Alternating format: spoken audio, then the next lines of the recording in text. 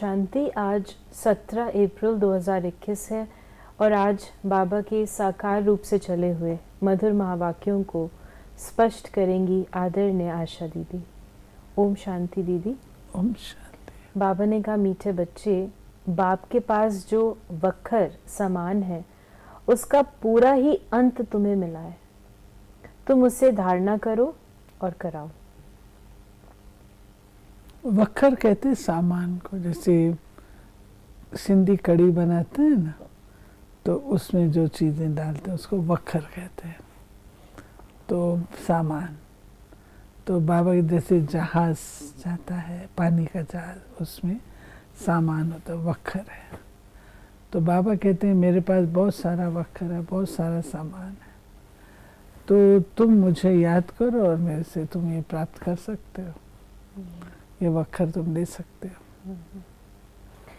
प्रश्न है, त्रिकालदर्शी बाप ड्रामा के आदि मध्य अंत को जानते हुए भी कल की बात आज नहीं बताते हैं, क्यों?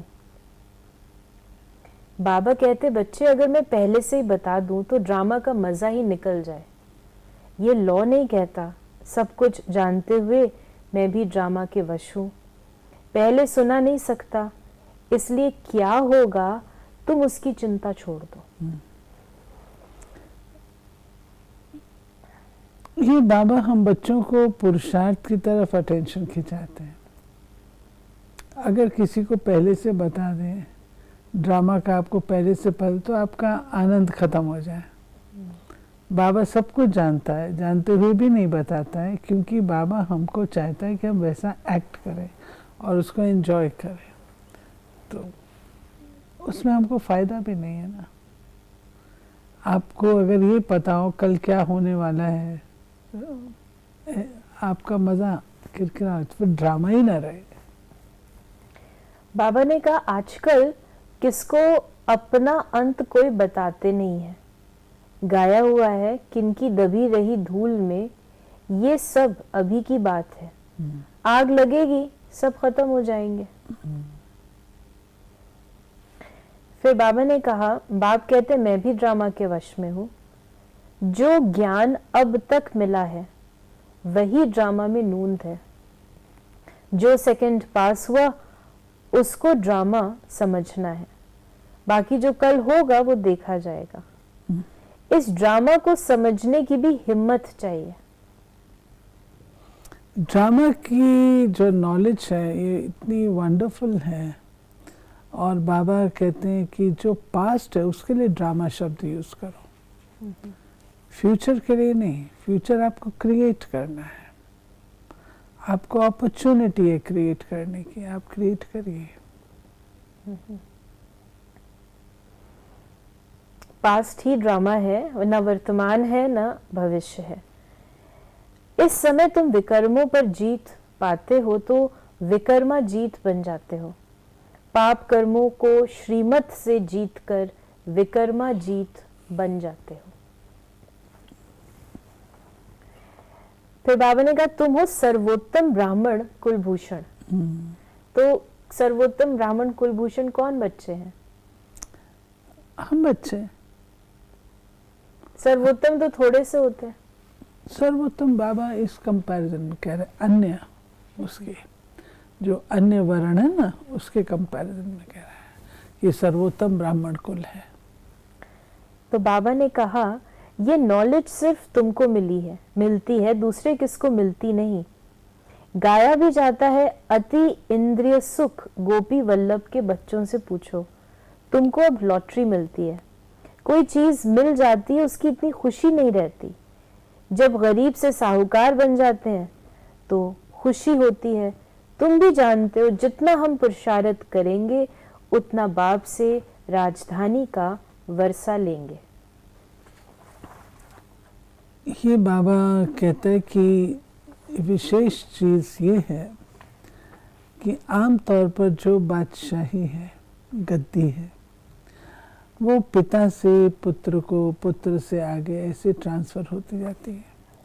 लेकिन यहाँ पर जो ईश्वरीय वो है, वो यूँ नहीं ट्रांसफ़र होती। वो आपको पढ़ाई के आधार से क्रिएट करनी पड़ती है। तो जो जैसा पढ़ता है वैसी प्रारब्ध को पाता है। तो बाबा ने राजाई पाने का तरीका बताया। बाप को याद करो, वर्षे को याद करो, फिर ऑटोमेटिकली हम उनके बच्चे बन जाते हैं। बाबा ने कहा माया के तूफान, बहुत तूफान आते हैं। बाबा कहते हैं ये तो होगा, कुछ तो मेहनत करनी पड़े। ये है माया से लड़ाई, तुम पांडवों की कोई कौरवों से लड़ाई नहीं ये है। जो बात है तूफान वाली, इसको भी हमको नेगेटिव रूप से नहीं, कोई फियरफुल उससे नहीं, परंतु हमको ये अंडरस्टैंड करना है कि ये माया के तूफान आते क्यों हैं। अगर हम पढ़ रहे हैं, अब कोई बात है दुनिया में तो उसको गलत नहीं मानी जाती है ना, लेकिन हमारे पास उस चीज़ को गलत मानेंगे। दुनिया वाले उसको कहेंगे कि ये तो कोई गलत नहीं है।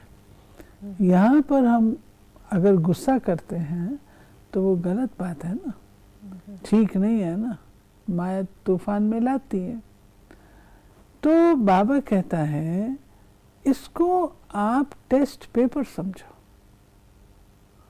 तूफान आता है तोहफा लेके, ये आपकी प्रमोशन देने आया आपको अपॉर्चुनिटी आई है जिससे आपकी प्रमोशन होगी। तो आप क्या करेंगे? एक्स्ट्रा पढ़ेंगे, एक्स्ट्रा वो करेंगे। तो बाबा ने कहा कि तुम बच्चों को कोशिश कर बाप को याद करना चाहिए तो खुशी का पारा चढ़ेगा। बाप की राय पर नहीं चलेंगे तो सौतेले ठहरे, फिर प्रजा में चले जाएंगे। मातेले होंगे तो राजधानी में आ जाएंगे। तुमको मिलती है ईश्वरीय मत। मत देने वाला एक ही बाप है, वो है ईश्वर। तुम ईश्वरीय मत से कितना पवित्र बनते हो। बाबा ने कहा पहला पाप है विषय सागर में गोता खाना। देवताएं विषय सागर में गोता नहीं खाएंगे। कहेंगे इस प्रकार बाबा ने कहा कि वहां बच्चे कैसे होते हैं और वाइसलेस दुनिया है। इस प्रकार के जो बाबा संकल्प उठते हैं, प्रश्न उठते हैं, इसलिए बाबा कह रहे हैं वहां विषय सागर में देवताएं गोता नहीं खाते। विषय सागर होता ही नहीं ना, यानी काम विकार की बात हम विषय सागर वहाँ है ही नहीं। विषय सागर है ही द्वापर कलयुग में, वहाँ तो क्षीर सागर है। क्षीर सागर में भी बाबा कहते हैं वो क्षीर सागर भी जो है दूध का सागर, उसका अर्थ ये नहीं है कि वहाँ कोई दूध के सागर में वो विश्रामी। क्यों जाएंगे भाई दूध के सागर में? महलों में रहेंगे, दूध के सागर में क्यों जाएंगे? लेकिन ये एक है, हर चीज प्राचुर्य होती है, अबंडेंस। उसको कहते हैं। तुम देवता बनते हो ना, देवताएं कभी किच्चड़ पट्टी नहीं खाते, तो ऐसा पवित्र बनना है। किचड़ पट्टी नहीं खाते। आजकल हम लोग वेफर्स, चॉकलेट्स, ये सब चीजें। पट्टी है। देवता, अब कभी देवताओं के मंदिर में चॉकलेट्स ले आते हैं? देवताओं के मंदिर में क्या मैकडोनल्ड के वो सब ले जाते हैं? ले आते।